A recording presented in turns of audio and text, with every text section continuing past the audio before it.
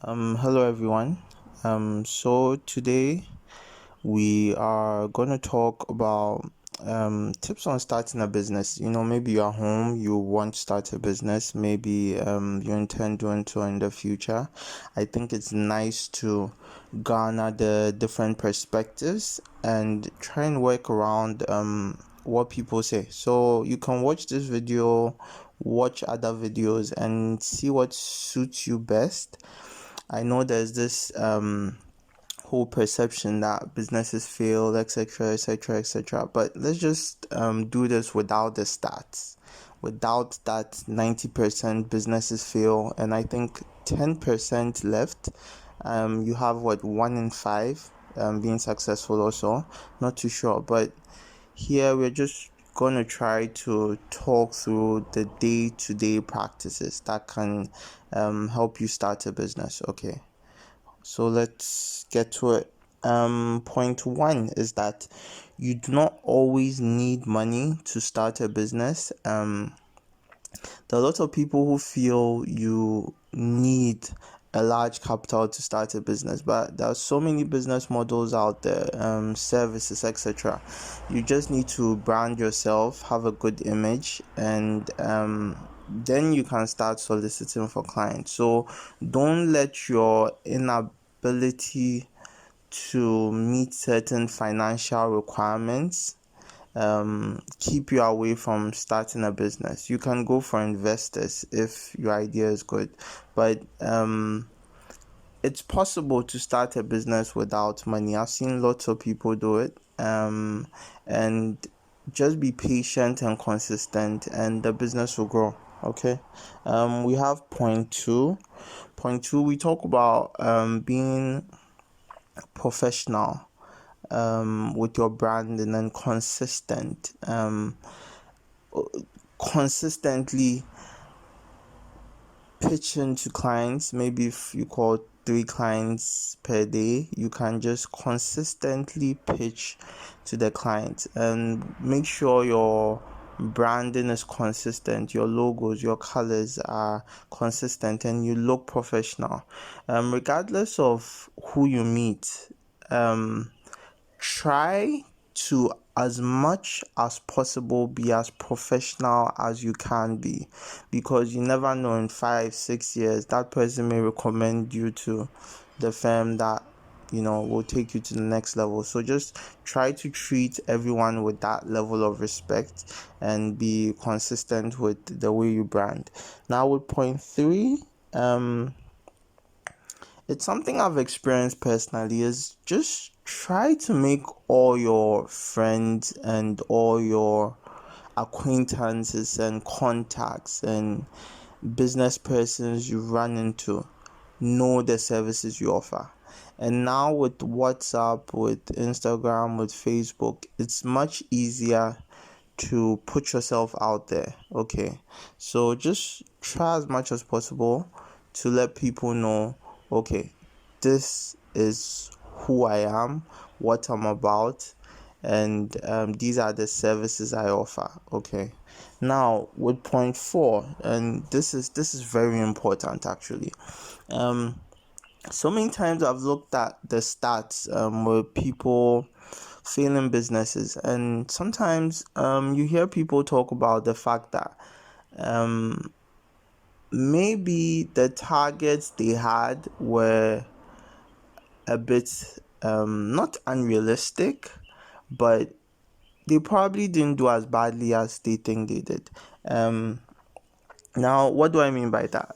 What I mean is, people spend a lot of money on offices, on having employees, and that's a lot of cost. Okay, so now if they didn't have that office, their profit margins may have been higher. If they didn't employ that person and maybe they subcontracted, their profit margins may have been higher. So just view revenue as also cutting down on cost, especially for a small business. Just try as much as possible to cut down on cost. Look at every single expense you make and try to cut down on your cost. Okay, now let's move to Point 5. Now with this, I personally feel it's, as a small business, it's safer to diversify, which is a similar concept to investment. And by that I mean, if you're in a particular industry, you can provide products, you can provide services, you can look at a different range of products. So if product ABC is not selling, you can always, who knows, maybe point D could sell. Okay, so point D selling will keep your business afloat, as against if you had only point A product and services or point B product and services. And I notice a lot of startups do that. So when, okay, that one product failure in quote, then okay, so now the business is going down the drain. Okay, so diversification from a personal standpoint is important for survival and in the long term sustainability and success in quote. Different companies define success in different ways. Now for point 6, you need to conduct a benchmarking analysis, and by that I mean you need to look at the competition, or let's say the more successful competitors, okay, more recognizable competitors, and copy their best practices. So what do? How do they brand? Obviously, based on the budgets, there are so many things you may not be able to do, but what you can do, you can just copy it. Okay, and I don't want to use the word copy. You can adapt and improve on it. Okay, and also look at what they may not be offering that consumers may want. Okay, and offer that. And point 7 in a way is related to point 6, because once you look at the services that they may not be offering, etc., you most likely notice that you can offer the same service, sometimes same or better quality at a lower price. If that's a possibility as a startup, take it. Personal opinion, take it, because once you are cheaper, you are more attractive. If your products are the same or better, if your services are the same or better, and then you can build on that to becoming a more established firm. Okay, now for point 8, this is really important. Lots of businesses fail because maybe they had the wrong partner, they had the wrong investors, they didn't really understand each other's visions. You need to know what you want to do. You need to understand your partner's vision. And yes, these things change over time. It's not concrete.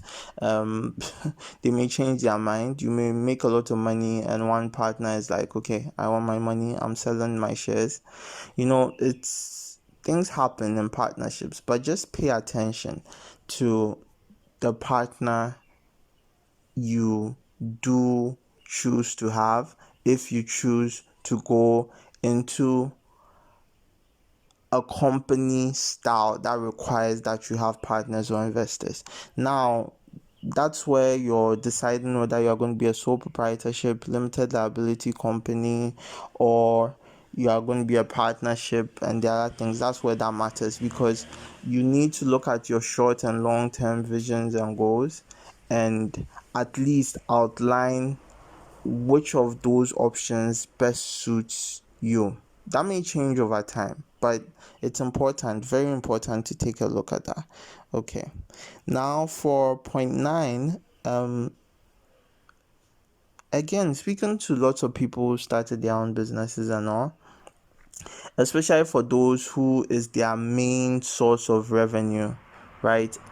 They say it's important to enjoy your work because it can get frustrating at some point. And the thing is, when you do what you are passionate about, what you love, that makes it easier. Okay, so if you find something you love, you can just set up a company for it, you know.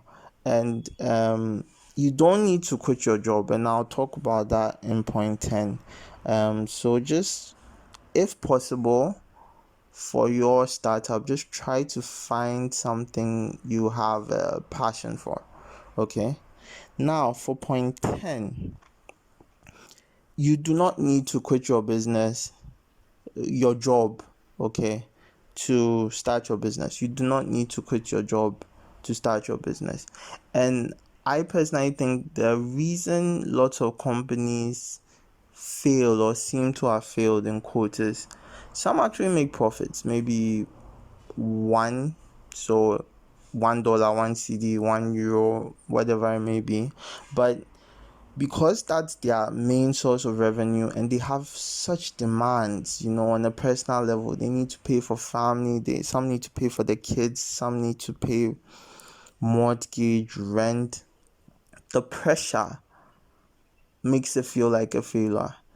And as against if they were probably working for someone else and still somehow manage to make the time and put in place a system whereby the company still operates at the same level and they made the same amount they made when probably they were not working for someone else, they'd probably feel like, okay, that was successful, because that demand, that pressure, that being the only source of income isn't there.